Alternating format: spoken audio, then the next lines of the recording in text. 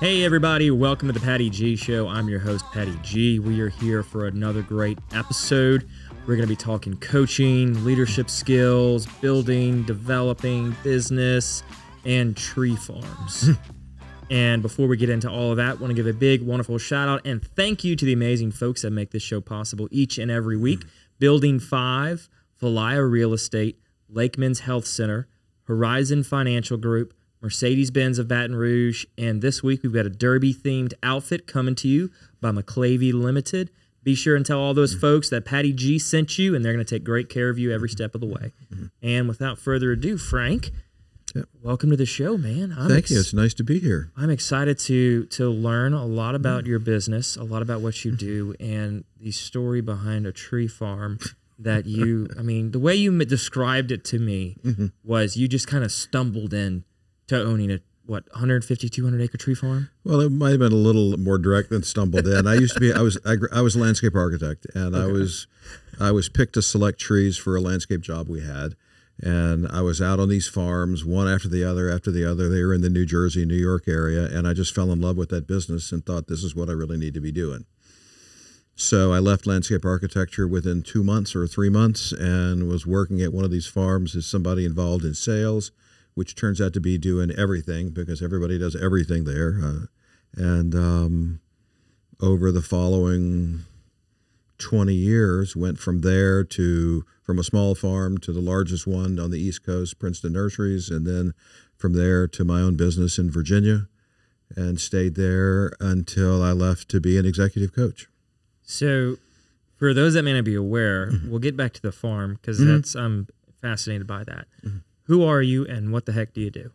My name's Frank Hopkins. I'm an executive coach. I work out of Baton Rouge, but I work all over the country. I've got actually nursery business clients in Chicago. I've got banking clients here in Baton Rouge. I have a client that provides autism services in Colorado. I used to work with an international company that provided, if you needed to have a convention in Brazil, they could settle that stuff up. So I've worked across the country with all sorts of people. And what we focus on is not their business per se, but how they lead in their business. It's what I tell these guys in banks or in roofing or whatever. I'm not going to make you a better banker or a better roofer. I can make you a better leader. Okay. So that's what we focus on. Gotcha. So it's mostly on like leadership development skills. It is. And we take it from a level, it's not training because you can go on Google and get training on anything for $1.50. That's total, not per session. Right. And but when you look at development, that's something that takes in-person focused work with a community of people that are both supporting you and challenging you at the same time. And we're part of that, and we help you create that in your business. Which is something that I think kind of gets a little overlooked on occasion, right? It's you kind of build your way up in the company and you just are expected to build these leadership skills along the way, whether you're working in the mailroom all the way up to CEO. And it's like there's no... Well, that's true. And what you find is you find people that they get accused of hitting the Peter Principle limit of their competency. But usually it's not a lack of competency, it's a lack of adult development that they run into. And so they know the right answers. They know how to do these things. They just don't know how to get other people to do them. They can't scale their leadership past to their own desk. Right. And so we help them learn to do that. And I think it kind of begins at the phase where somebody takes a step from being an employee, doing the actual inputting of whatever task it may be, to then being a manager. And having to manage those people. It is. And the leadership model that we follows very closely, if you looked it up on the internet, the adult development model, where when people start off, when they're no longer an adolescent and they enter the adult world, their image of themselves is created by what everybody tells them. What does their boss say? What does their wife say? What do their friends say? And they look in the mirror and they see this sort of amalgam of what they hear. And what they do is they spend most of their time managing that image, right? Did I do it? Did I not do it? Is it right or wrong? There's no purpose in there other than just managing the image. And about 80% of the people in the world spend their life operating that way. About 20% of those people They don't wake up one day. It's a transition that they go through where all of a sudden they're less concerned about that image, and now they have a purpose in mind. Yeah, and I think that, I'm sure, is the hardest part to get past. That transition is really hard. It's, we refer to it as a hero's journey. You see it in movies. Luke Skywalker goes through it. Any movie where there's a young hero that enters out into the world and runs into a problem, that's what they're going through. And at the end, they look back and they don't even remember who they were. Yeah. And when you make this transition to someone who has a purpose, you look back on the people that are the way you used to be, and you don't understand why they can operate that way. And then they in turn look at you and can't imagine why you could ever take those kinds of chances. Right? Now that 20% goes through, some of them go through another transition. See, those men and women now have a real purpose in mind, and they're focused on that almost to the exclusion of everything else. They don't care what anybody thinks. They don't care what happens around them. And that's a challenge because the world changes around you all the time. There is a small part of that group, like maybe 1 or 2%, that make a transition into another group that they still have a purpose and a focus just as intense as the second group did, but those blinders are off and they can see the whole world that's going on around them, and they can make changes through their day, week, month to their plan to adapt to what goes on around them. And our whole process is aimed at helping people get from the first group to the second to the third. I was about to say, how do you even begin that process? You begin that process by knowing where you are. I have a very good coach friend that I remember asking him, how am I going to ever get to do all of this? And he says, you just live from where you stand. You start from where you are. You look at what you think you are. You look at what the community of your peers, friends, and all think you are. And you look at the gaps and you decide of the things that are competencies that are beneficial, which one would you like to do more of? And of the things that are challenging, which ones would you like to do less of? And you begin to focus on doing that. And you get feedback from some people that you trust. And it hurts and it's painful. And it's like a little child learning to walk. You fall down a lot. But just like that little kid, you don't ever say, oh, wait, you fell down. Stop. Don't do that anymore.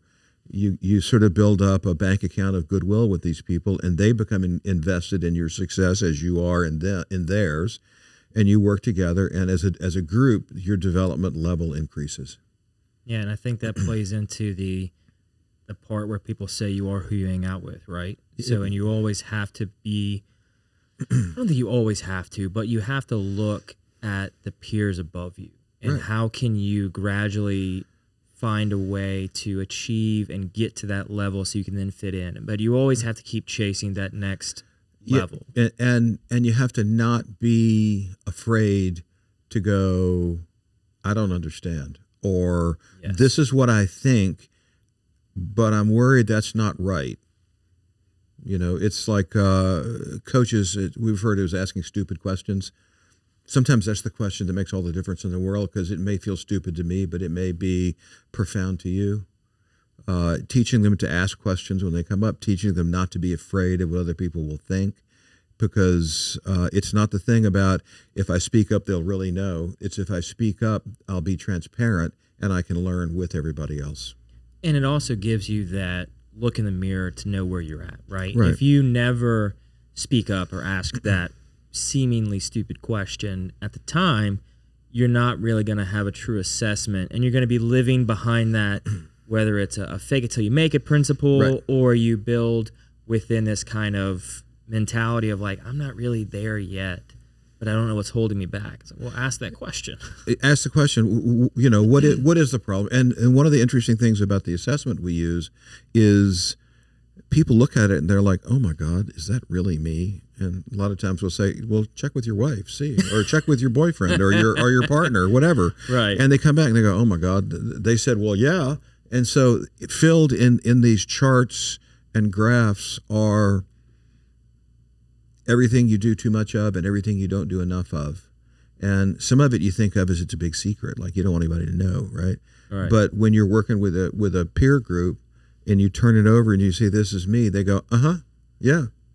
That thing right there, we deal with that with you all the time, and it's a real problem. Can we work on that? Yeah, welcome to the show. That's right, welcome to the show. And what you find is that as long as the leader of the group is the most transparent of the group, everyone else will follow just right along. Right, and it's, TV shows do this in a more comedic way. Like New Girl has done this on an episode where it's, that glitch about a person that as soon as you say it and everybody notices it, they're all like, oh, you do that a lot. Yeah. It's like, oh, Patrick, you shake your knee a lot. No, I don't. Oh, wait, yes, I do. Yeah, I do. Right. And then you start pointing at, and then it's like you notice all these things. But like what you're saying is you have to follow that up with, great, it's out there. We're all aware of it. If it's a problem, let's work through it. If it's a positive, how do we extend that? How do we make it even more come to light? And you can see gaps. Like, I think I'm this good at this, but everybody thinks I'm way better. Well, maybe I need to give myself a little credit for doing something, for being good at something. But the real dangerous one is where I think I'm excellent at something and my peers go, not so much, Or I show my peers one thing and I show my direct reports something else. My direct reports say I'm a monster, but my peers say I'm the best guy they ever met. So what's the difference? What are you doing different? So it brings a lot of things to light that are good discussions to have to help a leader grow. Because look, we've all got strengths. I mean, under stress, people either focus on their relationships or they focus on having the great ideas. Coaches and people like that always want to have the right answer. And then there's people that just get stuff done. And the more difficult it gets, the harder they push. Just like the group that wants to have the right answer, the more challenging it gets, the more autocratic they can get, the more, arrogant they can get. And the other group begins to make sacrifices to maintain their relationships to the expense of their work, their family, whatever. And so being good with people is a gift, right? And being able to sort out problems and come up with great ideas, that's a gift as well, right? And being able to get things done in any circumstance, who wouldn't call that a gift? But if that's your only go-to, if it's the only thing you can do every time you're under stress, that gift becomes a handicap. The person that focuses on people begins to be too nice, begins to make bad decisions because they don't want to damage their relationships because they are their relationships. The person that focuses on getting everything done drives his or her peers to distraction or to poor health like they're doing to themselves. And the one in the middle, the arrogant one, just gets more so, gets less integrous, less willing to speak up about the things that need to be said because they don't want anybody to think they don't know the answer. So we all fall into those categories, and we all have those things. So when you look at where you fall and what your combination of that is, then you can look at the top half of the graph, which are your creative competencies, the things that are directly correlated to business and professional success. And you can say, well, if I did more of this, I'd do less of that. If I was a little less perfectionist, I'd be able to get more results done. If I was a little less conservative and rule-following in my decision-making, maybe I'd be better on a team. Those sorts of things. And when you begin to look at that, it becomes a dynamic model like your life. And you begin to play with it, for lack of a better word. And when you're in a community of people, whether it's an individual coach you're working with or an executive team that you're on, you begin to, it's not quite mix and match. It's more like aiming at a goal, but you're working with people who are supporting you and are on your side. And they'll point out when you're doing a good job. They'll point out when you've, stepped over the rail. Yeah. And I think having that feedback is ever important. You can't function without it. And even, translating that to like a task situation where if you have a certain set of tasks that you do and you know how to do very well, you get comfortable in that sense. And then you always are wanting to do something different and grow and expand your knowledge, expand your expertise, but you're hesitant to do so because you don't want to give up that level of comfortability, right? You know what you know, but you also don't recognize the opportunity waiting on the other side. Same thing with this. It's like I'm in my ways. I don't want to talk to anybody about it. I don't want to figure out how to improve myself. But then you always just sit there like, man, why am I going through X, Y, and Z problem? Why am I stuck here? And you can take it from there all the way to a plant manager. This is a real person. A plant manager at Honda of America wants to. This is a 8 years ago, he wants to be the first American plant to manufacture a new transmission, because Honda never let new anything be built outside of Japan. So he goes to Honda's annual executive workshop or executive week-long experiential program. He does his LCP. He looks at it. And he enters the room thinking he's pretty hotshot, and he is, just to be what he is. He looks at it and he cries, literally, because he says this profile won't manage this enterprise in a way to achieve our goals. So he's not invited in the whole year-long program. He's just there for the first part of it. He takes this diagram and information back, puts it up on the wall. I mean, it's a big chart, puts it up on the wall, calls all of his assistant managers in and says, that won't get us to where we need to get to. I need to not do this. I need to not do that. I need to do way more of these things. You guys need to watch me. You need to tell me when we're getting out of line, because this is what's going to guide us to where we want to get to. 2 years later, guess who made the first seven-speed transmission for Honda? It was his plant. And now he's in charge of procurement for the whole U.S. Honda system. So people can make real big strides in growth if they have something they really want to achieve. Now, on the one hand, he wants to be this great success. Some people just want to be decent people. Yeah, and depending on where they're at, right? Mm-hmm. You have that self-reflection of where you are today. That could mean strides to become a decent person that you're not recognizing within yourself. Right. You know, it's that you're not accepting feedback and being open to somebody saying, hey, you're really not good here, and here. And then accepting it and saying, okay, wow, I am not. Right. How do I improve it? Whereas what happens, as I'm sure you see, is, no, I'm not. I'm fine. Right. I'm fine. I'm okay. Yeah. I'm good. You're the crazy one. Right. You know, it's always a deflective tactic. I'm fine. It's a secret. Right. And so then what you wind up is trying to manage a secret. And anybody that's been involved in management knows you can't manage a secret. So what you have is you bring Mike Jett, the guy I'm talking about, up on a stage and ask him about his experience with this process. And he'll say, well, you know, all the stuff they're telling you, all the stuff they're going to tell you, it's all true. But let me tell you something else. Where it really affected me was at home. It just changed my life. As I became better at these things, you don't leave it at work. You take it home with you. And a better manager at work becomes a better husband or wife or father or whatever at home. And so a lot of the work we do gives people another chance to be somebody they want to be. It gives them a chance to be part of a team that they really want to be part of, and maybe they haven't been able to be part of it because they keep stepping on a rake every time they walk in the room. And I used to think growing trees was pretty inspirational, but when you get to grow in people like this, it'll really make you cry sometimes. It's such a moving experience. When you watch someone get it. Yeah. You know, when you watch someone listen to the feedback from people that they trust, telling them how good they are and that they could be even better if they did this just a little different. I mean, they think it's humbling for them, but as the coach, it's humbling for me to watch them do that. Yeah. You know.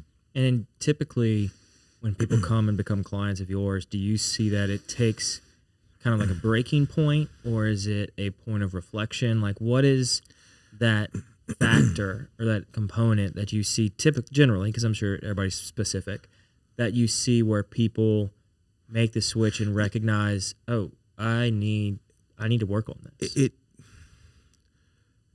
It's one of those things that there's no one size fits all, but you get people who they look at their LCP report and they talk to their friends and they come back and they go, wow, I really had no idea. So what is the LCP report? I'm sorry, that's the Leadership Circle profile. Okay. It's based on the universal model of leadership, which is what I was describing with those different levels. And it's a 128 question assessment where you rate 1 to 7 on all these various things that relate to the person's leadership and in all facets of how they operate in the world, how they operate with their peers, etc. And it presents you with both a numerical chart that charts the answers given by, your boss or your boss's boss and your peers, direct reports, or other. Depends on, it can be any combination of those things or all of them. And then that's summarized in a graphic representation where the top half of the graph is the what we refer to as creative competencies. They are the competencies that are positively correlated to leadership success, leadership effectiveness. And the bottom half of it are reactive tendencies, which are inversely correlated to leadership success. And if you're an accountant, you can really get turned on by the numbers because it's all statistics at that level. Right. But what it shows you is where you are right then. And unlike a DISC profile or a Myers-Briggs profile that says you are what you are and you always are what you'll always be, this is something that you can begin to change because there's two parts of it. There are the competencies, which are on the outside, that everybody plays whack-a-mole with training, trying to manage more effectively. But in the inner circle are the things that they're your character, basically.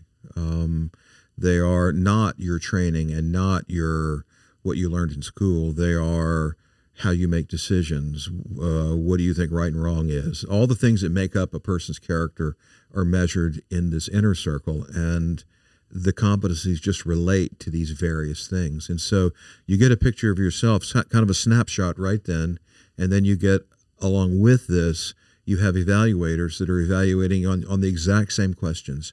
And so on this chart and both the graphic and the numerical representation, you see what you thought and you see what they thought. And you can see things like your peers see you differently than your direct report, or your boss sees you differently than your boss's boss, and so you can see all this and you can begin to see, well, wow, I'm behaving differently with this group than that group. Or other that might have been my church community, they see me completely different than the people that I work with. So you're able to ask yourself these questions, and if you don't, your coach certainly will ask you to think about what those differences are. And sometimes it's in those moments where they're like, oh, of course they see me differently because I act differently here or there.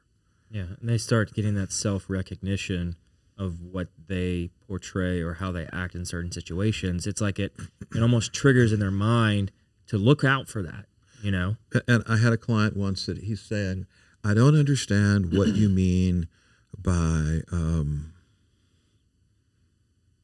paying. I forget what the term was, but we were talking about being more attentive to his employees, listening to them, asking them questions, talking to them. And I said, look, I'm not saying that you have to treat them like your family, but think about your kids.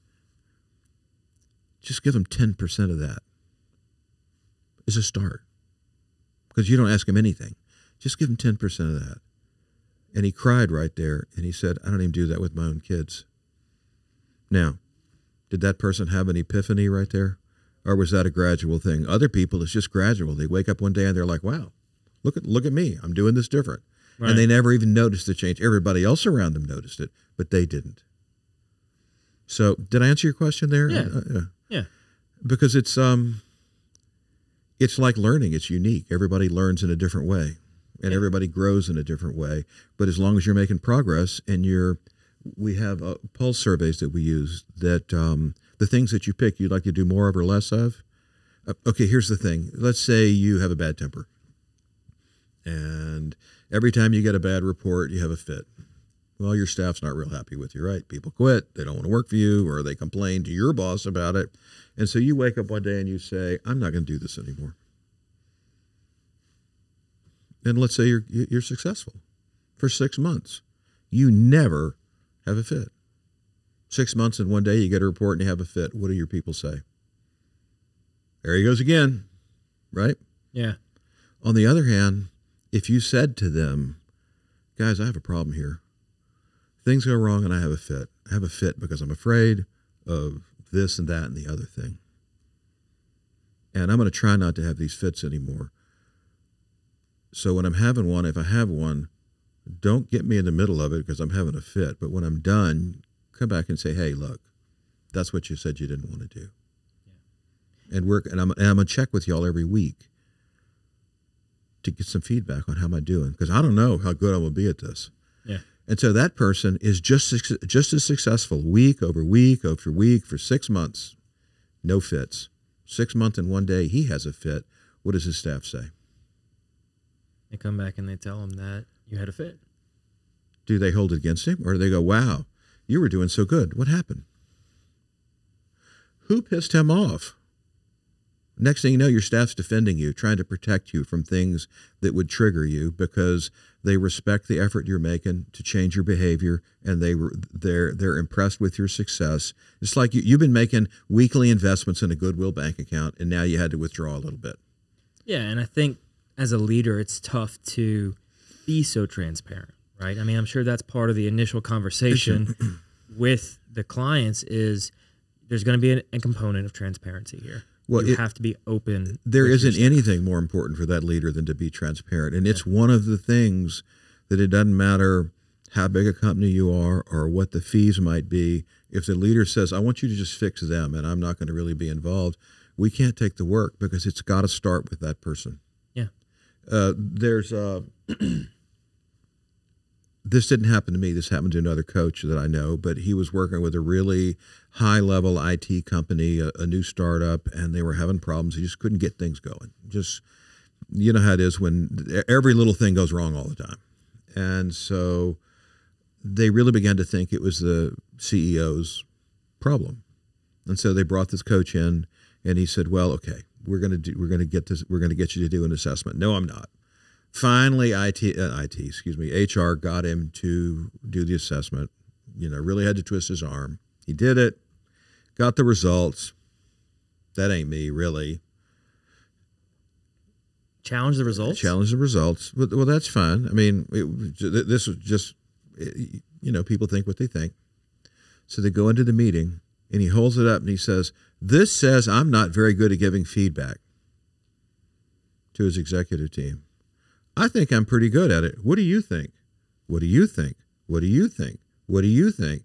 And to a person, except for one, they said, oh, yeah, your feedback's just fine. Oh, yeah, you tell me all the time. Oh, yeah, oh, yeah, oh, yeah. And finally, one of them in marketing goes, well, we could use a little more positive feedback than we're getting. And the head of legal goes, well, not us. We're fine with it. So you got to get one person to speak up. 8 months later, all the funding was pulled for the company. The whole thing was shut down. And these were some of the most brilliant people from each category of their industry. And the Business Journal said, well, they were having some strategic problems with product development. Really? You think?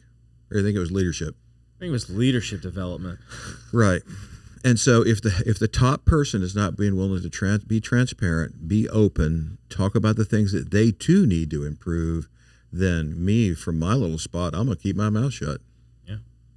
I mean, so how did you get into this business? I mean, you mentioned beforehand about a tree farm and all of that. I mean, how did you get sitting down here? Okay. I spent my whole life learning how to grow trees. It's a unique, really specific skill, and I worked with some people all through my career that were very good at it, and we were very good at it. The economy changed. Suddenly we shipped all from the Northeast, up to the Northeast from Virginia. When we began, freight was $900 a load. When we ended, it was $2,000 a load. The trees were the same price. So the problem is that your margins disappear, and suddenly the thing you thought you were going to retire doing, not so much, right? Okay. Part of the problem was my own leadership. I was so focused on being technically skilled, I never paid any attention to leadership. Now, my best friend in Virginia and his wife are therapists, and I'm talking to them at dinner one day and saying, this really isn't going to work. What am I going to do when I grow up? Because this is all I've ever done. And how long have you been in the business? 20 years. Okay. Made a career out of it. Yeah. I mean, it's one of those jobs that if you work hard and you pay attention, you can learn to be good at it. But it's the working hard and paying attention all the time and listening to people all across the country. So you have to get out, you have to get around, you have to make an effort. But all this stuff is available to learn. But none of them are leaders. They're all one-man bands, or else they're large corporations running these individual business units. And so there's none of this training or development that we're talking about ever occurs in that industry. And so my buddy Dan said, well, you could take this kind of training to that industry, which sounded like a great idea at the time, except that industry fell on incredibly hard times, and even is today is only beginning to pick up a little bit. But so part of the day I'm sitting on a tractor or working with guys out in the field, and then part of the day I'm taking classes on leadership training, and it just hit me as the right thing to do. And I'd like to be able to give you some elegant answer, but it just like this was the right thing at one time. It's not right anymore. This is the right thing to do. Right. And so how did I get back to Baton Rouge? I made a promise to my mother one day when she was in the hospital that I'd make sure my dad didn't go into a nursing home unless I just couldn't take care of him. Be careful about making your mom promises because they can die 2 days later and nobody expects it. And then you've made a promise. Yeah. And so I get a call from my dad that says he's given up his driver's license and he's got macular degeneration so bad he can't see and he doesn't know what he's going to do. So my wife said, well, we're going to go take care of him. So we were in the process of closing the farm down anyway. And we moved here, took care of my dad, and naively thought, well, I'll just start this business back up here. It'll be great. Well, it took more than a year or two to get going, but over time I built up clientele, and so now the nursery business is doing a little better, and so I'm getting some of those clients. But where I've really found a niche, for lack of a better word, is with community banks. I work with several of them, and they're very receptive to leadership development. They're very receptive to speeding up their decision-making process and being relevant in their communities. And everything that we're doing meshes with that like we had no idea it would happen, but it does. Yeah, and I mean, it makes complete sense, right? Your community banks are typically very focused on clients and very focused on satisfying their needs. We're partnering up with Currency Bank from time to time here in Baton Rouge, and they're very focused on making sure the business owner has what they need. Right. And so within that, you have to be very people focused. You have to be very people centric, and you have to be able to recognize that your team also needs to have that understanding. Right. And so within that, like you said, it's all set at the tone at the top. And if the tone at the top is there and they've got it and they're pushing down how they expect everybody else to act, and then they're leading by that example, it's a whole lot easier to help a client knowing that you're doing what the top of the people would do. And I mean, if you're Exxon or Dell, you're going to go talk to people like Jamie Dimon about borrowing billions of dollars, and you're all in the same peer group, and you live in the same world. But a community bank is part of a community. They're one of three legs. There's the bank, and there's the hospital, and there's the church. Yeah. And that's what makes up the character of the community. And if one of those things changes, like, I'm not picking on Chase, I just paid my credit card bill a minute ago, but Chase comes in and buys your bank. Everybody stays working there, but it's not the same bank anymore. And when it's not the same bank, it's not the same community. And so we've begun to think that it's part of our mission to help these community banks by giving them access to the same development programs that these large companies have. And what we offer is the exact same thing that Honda or Dell or any of these giant companies, it's the same program that they're using. It's just a smaller group of us doing it, and we're offering it to a smaller group of people. But what we find is we get the same results with these smaller companies as the larger circle group gets with these giant corporations. Actually, we sometimes get more enthusiasm because these guys are all bought in because they know that if they're not relevant like tomorrow, yesterday, today, and tomorrow, they won't be here. That's exactly what I was about to say. I'm sure at the community level bank, the smaller organization bank, you see a greater impact than you do at a larger organization. Right. Which I'm sure is due in part to the number of people that they have underneath them that they don't touch every day. Right. Like you go and you help a COO or a CFO or a CEO of a community bank, and you're going to be able to walk into that facility the next day, the next week, and everyone in the bank's going to say, oh my gosh, I've noticed a difference over here, Frank. Like it's night and day. Right. from whenever they started. And when you see that at like an Exxon, you're not going to go to the meter reader and say, hey, how's the tone at the top? They Right. may be able to say, oh, well, the email correspondence has gotten better, but they're never really going to hear from them. So it's harder to pass that down because their directs are a much different crowd. And when you get into these really giant companies, here's a question I ask all the time. If I go to your newest employee and I say, what are the values of the company and what are your strategic anchors? Like as in, what are the rules to make decisions if nobody's around? Would they give the same answer you'd give and the same answer your executive team would give? And the answer is usually no. Yeah. And if the answer is no, then how can they expect consistent performance down the line? And that's a manageable topic, issue at a community bank, or all the way up to, well, a big example of it is Southwest Airlines. They manage the CEO to the newest employee. When they're hired on, they're going to give the same answer to those questions. Or have you ever been to Nordstrom's before? I've not. Okay. You go to your interview at Nordstrom's and you go through the whole interview process, and somewhere along the line, somebody asks you this sort of almost insignificant question. What do you think about customer service? What are your thoughts on it?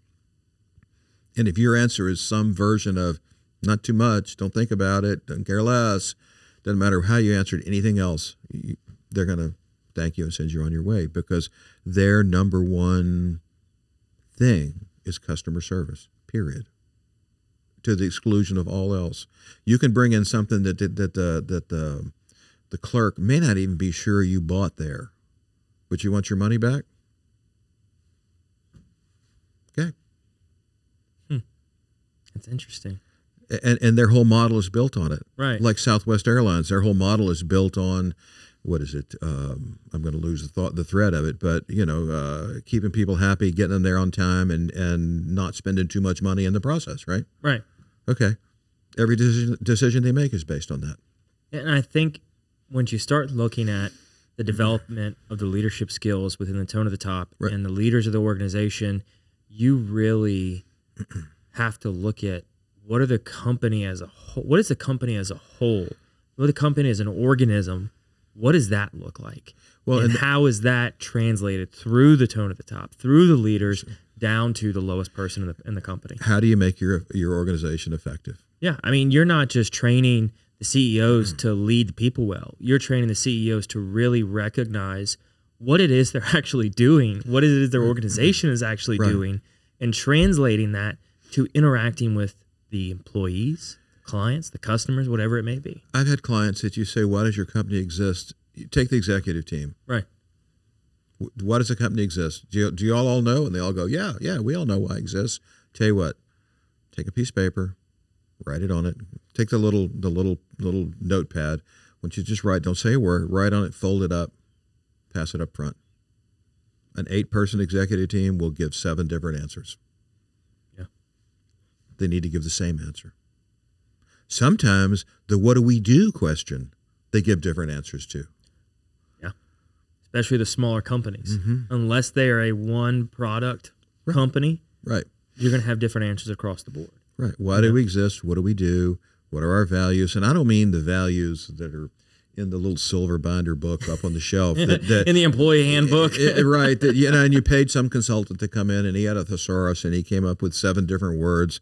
I mean, when you look at your top 10 best employees, what are the things they have in common? Those are the company values right there. Yeah. There's 3 or 4 things that they all do that make them the best employees, and that's what your company values. And then you have to be able to communicate that as a leader to everyone in the organization. Without any fear and without worrying that some people won't like it. Okay. I mean, you can be discriminating in your selections once you have guidelines, once you have values. Yeah. What would it be? In the case of our company, we really only have 2, which is unconditional positive regard for our clients, which means we assume that no matter what you're trying to do, no matter what you do, you're trying to do the right thing. but we have very high expectations for your growth. Period. Yeah. Now, if I want to find somebody to come work with me, is it hard to sort through that? Now, if I have 6 or 7, then every time there's a different new qualifier, makes it harder and harder and harder to find people. But the simpler you can get it, I think is it Brene Brown that says if you have more than one, you're overcomplicating it. If you have more than one value, if you have more than one core value, she'll say that everything else is simply in support of that one core value. Yeah. Well, I mean, you look at a local company here, for example, that does great with one, one love. Mm-hmm. Yeah. We all know who that is. Yeah. We all know that brand. Yeah. And it's true. When you're able to focus on one specific task, you do it better than anybody else. Right. Your team knows that one specific task, and they can perform better than anybody else. You've got something. And then you can, with this narrow focus, which actually you think it's narrow, but it actually opens the world up to you, to anybody that resonates with. Suddenly your clients sort themselves out, your employees sort themselves out, everything around you begins to make sense in a way that it didn't before, all because you took a chance and said, this is what's important to us. Yeah. And then you just stood by it unwaveringly. Stood by it, that's right. So how many people are on your team? It depends on the job. Okay. We've got one job where we have 3 people working on it, 3 coaches. I have one that I'm beginning to start where there will be 4, but I have several clients where I'm the only coach that works with them, particularly from the nursery business, and it's really insular. I mean, like, what does he know about growing trees? Well, we're not talking about growing trees. We're talking about leading. Well, we'd still rather talk to you because you're from where we are. Okay. So how does that work exactly? Like from a structure standpoint, are they all within your organization? Are they independent contractors? They're independent. They're independent contractors. I think of them as bench members. Okay. I have one person that Shelley is an MBA CPA that comes from the Exxon and BP world, from the energy world. There's another person I do some work with that I bring in that she's really focused on mindfulness development, but her partner is an IMF negotiator, so she's she's an accountant, a recovering accountant. So what we find is a lot of times you get people that have very structured backgrounds that are able to then open up and lead people in these more mindful ways. There's another, my friend that is the therapist. Sometimes we bring him in to work with people that, look, coaching, you can come really close to the edge of things that get in people's way. And a really good coach technically could take you through that, but the best of coaches are not trained to deal with what happens if it blows up. And so there's sometimes that having a therapist that knows how to coach, they can catch you. And so we have some clients who work with that way. We put the team together based on who we're working with. And I love that model. I love the model of getting specific to the client's needs, the client's wants. When you can get it and tailor it to really accomplish something. Right. That's I'm all about building the box for the product as opposed to making the product fit in the box. It's already there. Well, I mean, we have a structure, but it's like a skeleton with no meat hanging on it. I mean, there's a certain amount of coaching. There's a certain amount of half-day workshops. There's a certain amount of 2-day workshops, and they all there's a flow to it. But what is actually in those things depends on the needs of your company, and we can add more or less coaching. I have one client that it's like unlimited coaching. Nobody ever uses it, but it made him feel good, so we did it. And it's really been good for us because having somebody call you on Sunday evening when they're freaking out over something that's going to happen on Monday, I mean, we're here to serve the clients. And so if that's what it takes to serve them, that's what we'll do. But in most cases, we meet with the people twice a month. There's a Marshall Goldsmith joke about the more you met with them, the poorer their performance was. We're not quite like that, but it's easy. If you take somebody that's a senior executive in a company, he doesn't have 4 or 5 hours in a month to do this. I mean, it's a real commitment for them to break out 2-hour or 45-minute sessions in a month, plus a workshop. So we appreciate the time they will give us to work on these things that they've set as their goals. And you have to be very efficient with your time, knowing how much they value theirs. Right. And I have one coach that I work with that her sessions are a half hour. There's no like, hello, how are you doing? She's already gotten a form from you on what is the things you want to work on. After the, good morning, hello, whatever. It's like right into it, and then you're done. And she's the most effective coach I've ever met, and she never spends more than 30 minutes. And her comment is, all we're doing is pointing out the things that you need to work on over the next month. You got to do the work. And that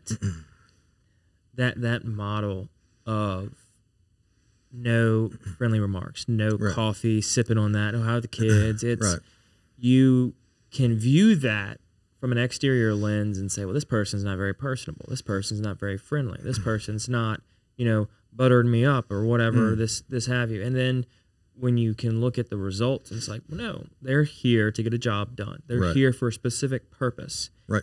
If you want somebody to sit there, warm you up, chit-chat, make small talk, maybe the therapist is what you need. Well, and it depends on the client. I can't put her with everybody, right. But I can put her with most any CEO, and he's going to be, thank you for not wasting my time. 100%. And you may, I'm sure you experience it, you may have a CEO that's going to have their session over a car ride. Right. It's however you can fit your time in with this person is going to be important. I've started trying to line up where if I have a phone call I have to make with somebody that is not note intensive, and I just have to talk through a situation with them, I'll schedule it for when I'm driving. Because again, I'm trying to be efficient with my time and efficient use of the 24 hours I'm given today. Right. I know that it's limited. And so I've got to make sure that whatever I'm doing is very specific and focused at that particular time. And if it happens to be when I'm driving, that's when I can fit you in, and that's when I'm outside of the people on the road. You've got my full attention. And it gets back to, it's not about us, the coaches. It's about serving the needs that you have. Right. Now, you may have hired us to do a certain thing, and we're going to keep the railings up so that you're in bounds, but it's in the bounds that you have laid out that you'd like to have with the goals you'd like to achieve. And so we go through this process that can take anywhere from, on the short side, 8 months to the long side, 16 months. And then we do these assessments again. And you can actually, we've been tracking your progress all along with pulse surveys, so you can see how you think you're doing compared to how everybody else thinks you're doing. But in the end, we take the LCP 360 again, and you see how they rate you. Because here's the deal. You can make a profound change in your life over 3 months, right? Oh, yeah. Nobody's going to notice it. The next 3 months, they're going to go, hey, he's doing that different. The third set of 3 months, if you're sticking with it, they're going to go, what did we used to get mad at him about? I mean, it's not quite like that, but it's almost. Yeah. And so you don't want to check. You want to check regularly, like monthly or bi-weekly, so the person knows how they're doing. But you don't check for feedback from everybody on the whole thing for a year. Give them a chance to be the different person that they want to become, and have everybody go, yeah, it really is you. And then you lay the two charts up side by side, and they go, oh my gosh, was that really me? I mean, look at this. Well, and it's, when you look at organizational charts and organizational levels, and you establish a certain amount of check-ins between managers and staff, seniors and lower staff, whatever the organization may have, you will often find those CEOs don't have anybody to check in with. No. Especially in a smaller organization where the CEO, there's no other C-suites. Right. It's just you. Like, so who do I have to check in to either bounce ideas off of how I'm doing personally and, professionally within this organization? You don't have those peers within your organization if you are at the top. Right. And so you need that third party to give you that unabridged feedback. Right. Where it's open, it's honest, and it's transparent. We're here to serve you, and the best way that we can serve you is by being open and honest with you. And encouraging you to be open and honest and transparent with your people. It doesn't matter whether it's you with an executive team or you with 100 Indians. Yeah. You need to be transparent with them. They know what you're good at. They know what you're not. They know you keep a schedule or you don't. You're always on time or you're not. What your expectations are or aren't, they know. You just don't know they know. I mean, they watch you every minute of every day when they're around you. And do you want them to watch you because they're afraid of you, or do you want them to watch you because they respect you and want to learn from you? Yeah, and I think the hard part is probably getting that out of them.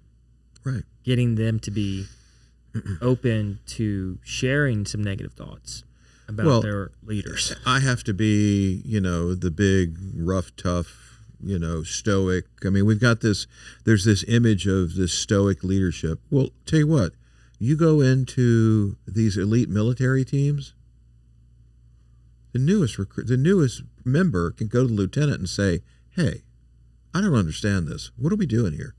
And he gets an answer. I mean, where did we lose the everybody's got the right to ask a question? Yeah. I mean, even if it's only to your boss. I mean, maybe you can't even get to the CEO because he's in St. Louis, but you can ask your boss, why are we doing this? I think that part has been lost over the years. The ability to feel free to ask a question without ramifications, Well, and that's one thing we're seeing right now. People are coming back to work, and some of them are willingly, and some of them are being browbeat into coming back into their offices, and they're asking questions. Why do we have to do it this way? We spent all this time not doing it that way. We abbreviated our processes to these things. Why do we have to go back to this other way? Didn't this work? Really effective companies are addressing those questions and going, maybe you got a point there. Or, no, we need to do it this way because of X, Y, and Z. But it becomes a discussion. And then the employee goes, wow, I wish it had turned out my way, but thanks for hearing me. Yeah, and especially when it doesn't turn out their way, right. At least the leadership is able to provide an example or an answer. If it's, why are we adding back hours when during COVID we were cut back, we were still getting the work done? Right. They can then say, well, let's open up and let's look at productivity. Productivity was actually down during COVID because we cut back hours, because we had to slice the budget. So we have to bring it back so we can achieve productivity levels which we had before COVID, and that's why we're coming back. But if they just say, well, it's because it's no longer COVID, we're going back to the ways it were, that's no longer an acceptable answer. Or because I said so. Right, that's no longer an acceptable answer as a leader of an organization. See, the thing that has occurred, it was beginning to occur, and then it accelerated, is it used to be, I own the business, and you work for me, and you're the one with the need, not me, because there's a whole lot of you out there, right? Like there's 4 or 5 of you in a row. Now it's gotten to where whoever you are, if you're good at your job, you want a raise, go talk to my competitor. He'll hire you for more, right? So you're effectively a free agent. Yeah. Okay. How'd that work for, what's the basketball team in Miami that let Michael Jordan go to the Lakers because they thought, how'd that work for them?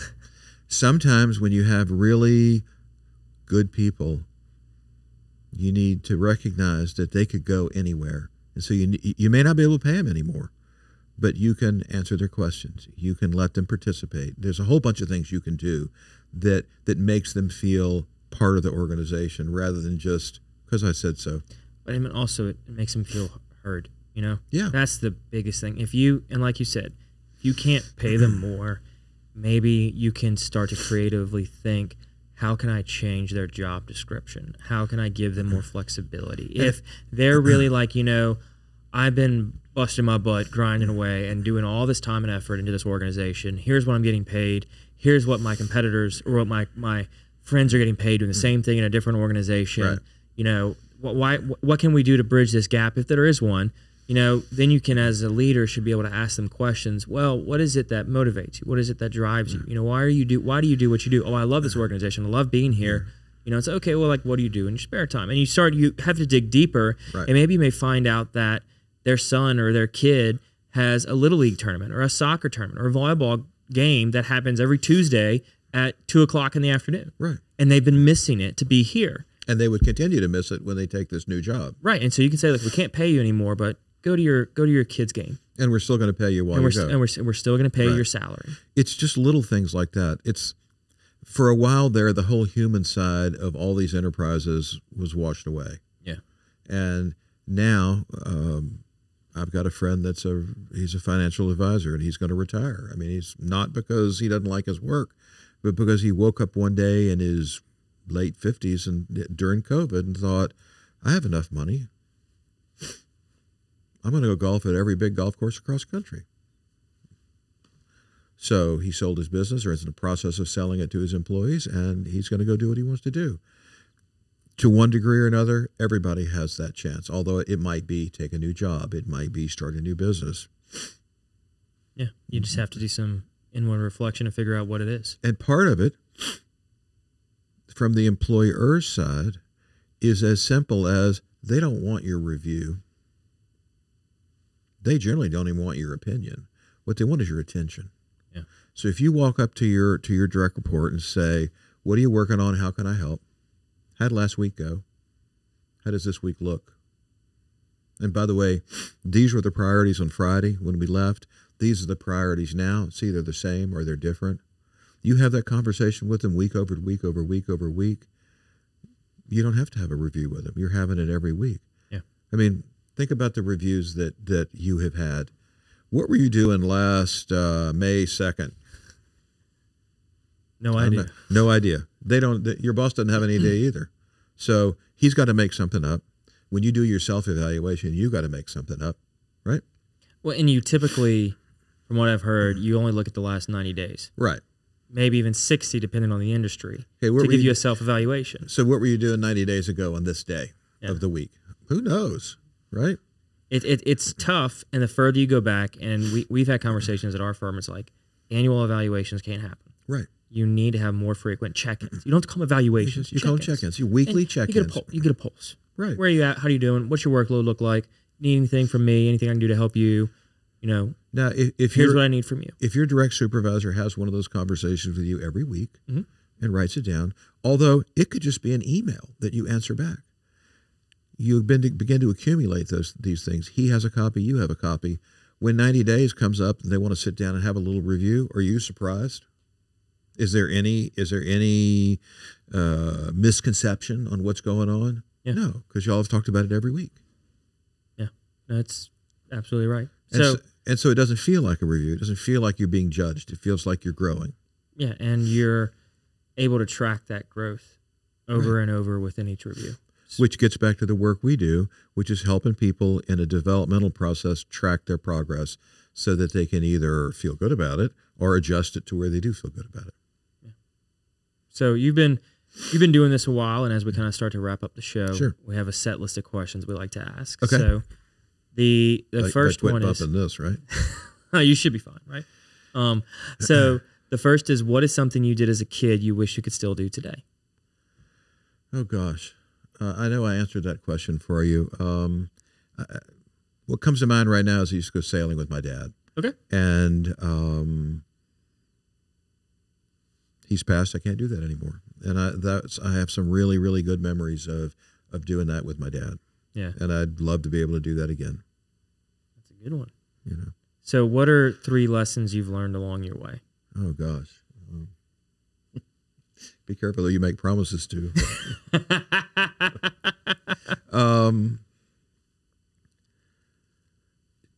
3 lessons. Gosh. Tell the truth. Don't hide the things that you're not good at. And be open to new ideas and opportunities and ways of looking at things. And I don't think that's what I said earlier, but that's, but that's the way I feel about it right now. Yeah. And probably the biggest one is being open to new ways of seeing things. That is huge. Yeah. It's no longer the days of, well, that's the way that's the way we've always done things. Right. Now it's, well, what's a way we can do it? You know, we've always done it this way. Is there a better? Yes. Is there a better way to do the same process? And hopefully, with the development of technology, there's most likely a better way to do at least one thing. One thing, and the thing is we like to think of ourselves in coaching as serving our clients, but everybody in every business, even within a business where you don't meet a client, you're serving some client, internal or external. And the minute you lose track of, I'm here to serve my client, what are you doing? Yeah. I mean, why are you there if that's not what you're doing? Yeah, you lose your purpose, you lose yourself. Right. So what is something you love about Baton Rouge? Oh gosh.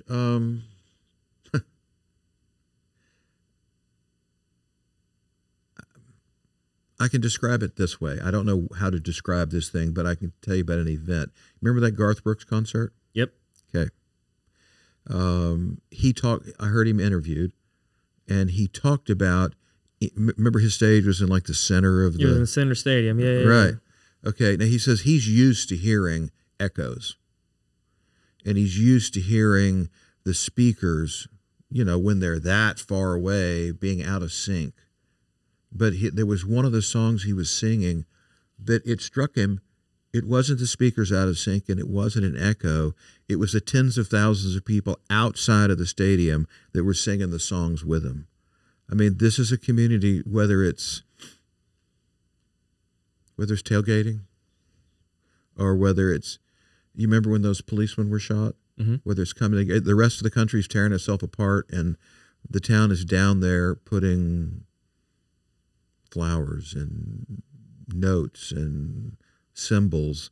I mean, this place comes together in a way that I haven't seen many other places come together. And I don't know if it's because we have hurricanes all the time. I mean, if we certainly don't have snowstorms, but there's enough adversity that people come together and they depend on each other.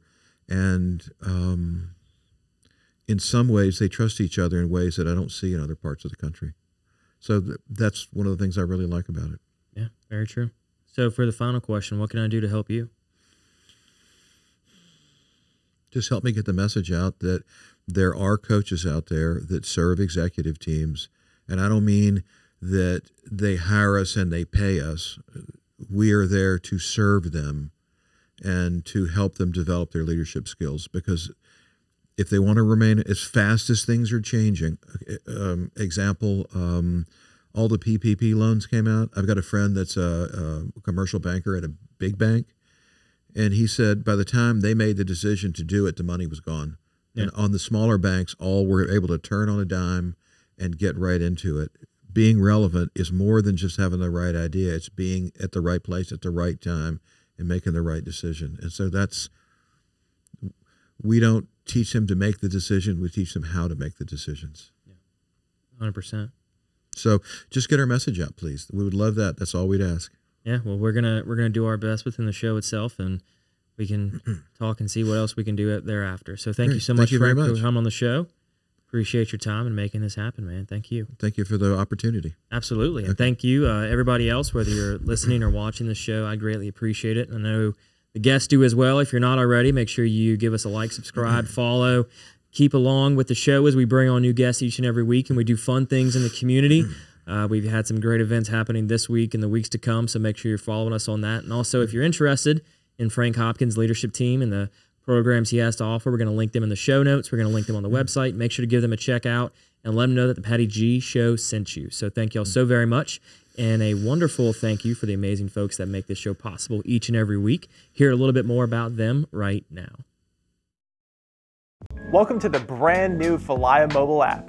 We took all the same tech that's helped hundreds of people sell their homes themselves and packed it into an easy-to-use app for your phone. When you download the Falaya mobile app on either the Apple or Android App Store, you'll immediately be able to see the power of this game-changing tool. From the seller's dashboard, you can navigate to all the information that you need. We intentionally separated everything into key groups, such as tasks to be completed, buyer leads for your listing, and contact information for everyone involved through closing. When you get an offer on your property, you can simply review and respond all within the app. No matter where you are in the world, you'll be able to monitor everything that's going on with your property from listed to sold. It's truly the power of Falaya in the palm of your hand. Download the app and see for yourself. Falaya, it's real estate reimagined.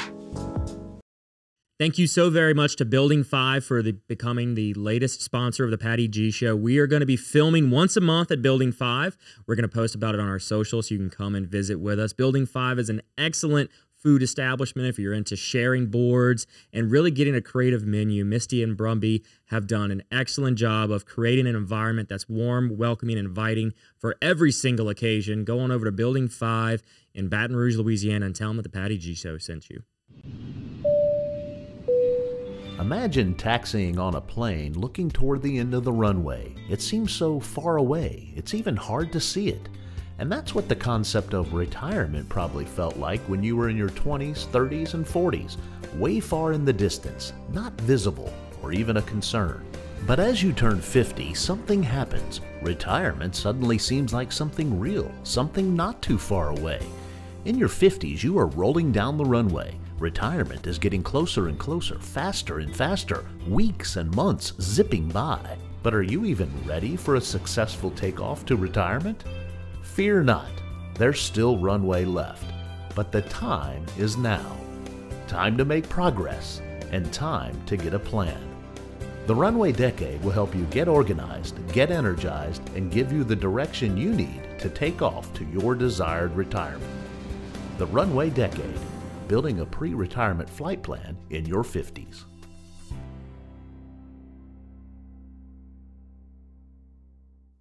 Thank you to Mercedes-Benz of Baton Rouge for making this show possible. Nick Pentis is a past guest. We love having him on.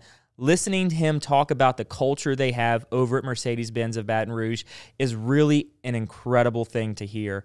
How they treat not only their employees, but every customer that walks through the door. You are more than just a number to them. They're going to give you that white glove concierge service every step of the way. They're going to make you feel like family and take what can be a stressful time in people's life, shopping for a car. They're going to make it so enjoyable and so pleasurable. You're going to want to go back there time and time again for every new vehicle. Thank you so very much for Mercedes-Benz of making this show possible. Thank you to our wonderful sponsor, Lake Men's Health Center with Our Lady of the Lake Physicians Group. Guys, I know it's tough to get out and go to the doctor. I know it's challenging to find time in our busy days, but I promise you, signing up to be a part of this group with Dr. Curtis Chastain and Dr. Tyler Boudreau, you won't regret it for several reasons, but most of those being the fact of the time it saves, where you're able to get in on the same day, get that appointment done, and spend that time you need to talk with them about what your health goals and concerns are, as well as ensuring that the financial investments you have, you will be able to live out and see those come to fruition. So if you're an investing guy, you know all about and planning for the future and investing in the future. There's no other more important thing to invest in than your health. Make sure you go check them out, Our Lady of the Lake Physicians Group Men's Health Center, and tell them Patty G sent you. McLavy's Limited, a proud sponsor of the Patty G Show, has been serving the Baton Rouge area proudly for 40-plus years. Gentlemen and ladies, if you're shopping for your man, there is no other place in the Baton Rouge area to get your clothing, whether it's game day needs, everyday needs, business attire, formal attire, whatever you want. Go over there, see Frank and Ashley. It's a father-daughter duo. They do incredible things in their store.